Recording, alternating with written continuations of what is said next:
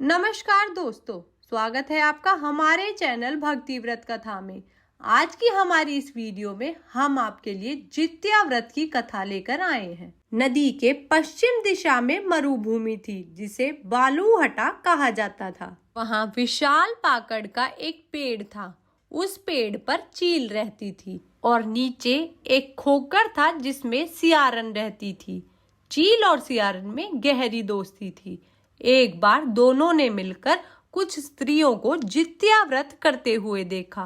तब उन्होंने यह व्रत करने का संकल्प लिया। फिर दोनों ने भगवान ज्योतवाहन की पूजा करने के लिए निर्जला व्रत रखा। व्रत के दिन उस नगर में एक बड़े व्यापारी की मृत्यु हो गई और व्यापारी का दाह संस्कार उसी मरुभूमि पर किया गया। दिन बीतने के बाद जब रात हुई तब वहां मौसम खराब हो गया। बिजली कड़कने लगी और बादल गरजने लगे। वहां पर बड़ा तूफान आ गया। अब सियारन को भूख लगने लगी। मुर्दा देखकर वह खुद को रोक ना पाई और उसने व्यापारी के शरीर को खा लिया, जिससे उसका व्रत टूट गया। परंतु चील ने पूरे संयम और श्रद्धा के साथ अपने व्रत का पालन किया और अगले दिन व्रत का विधि पूर्वक पारण किया। इस प्रकार चील ने अपनी भक्ति को बनाए रखा, जबकि सियारन अपनी भूख के सामने हार गई। यह कहानी हमें सिखाती है कि भक्ति और संयम से किए गए कार्य ही सच्चे फल देते हैं। अगले जन्म में दोनों सहेलियों ने ब्राह्मण के परिवार में 2 पुत्रियों के रूप में जन्म लिया। चील बड़ी बहन बनी और उसका नाम शीलावती रखा गया।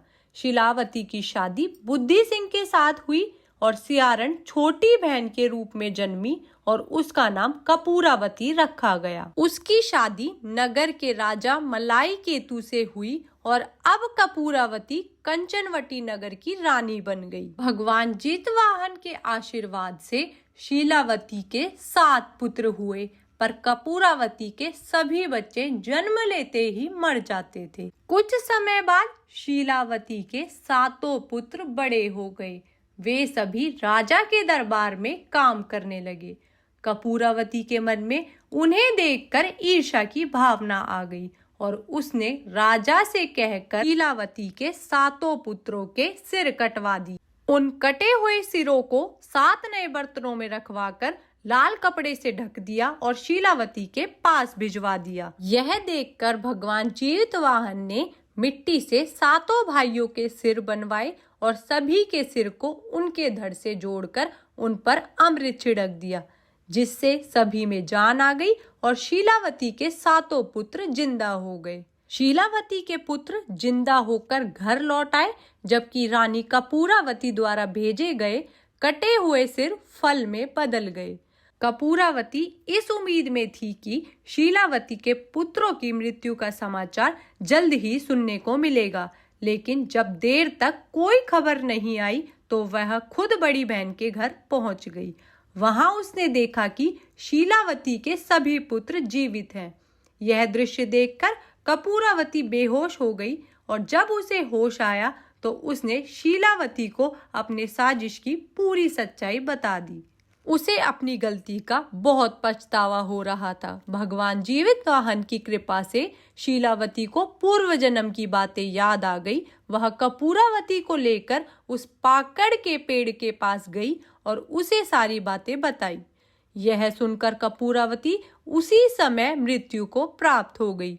जब राजा को यह खबर मिली तो उसने उसी जगह पर पाकड़ के पेड़ के नीचे कपूरावती का दाह संस्कार कर दिया। हम भगवान जितवाहन से प्रार्थना करते हैं कि जैसे उन्होंने शीलावती और उसके पुत्रों की रक्षा की, वैसे ही इस कहानी को सुनने वाले और हुंकारे भरने वाले सभी लोगों पर अपनी कृपा। अगर आपको हमारी यह कथा पसंद आई हो तो कृपया हमारी वीडियो को लाइक और शेयर करें और चैनल को सब्सक्राइब करना ना भूलें। धन्यवाद। जय श्री कृष्ण।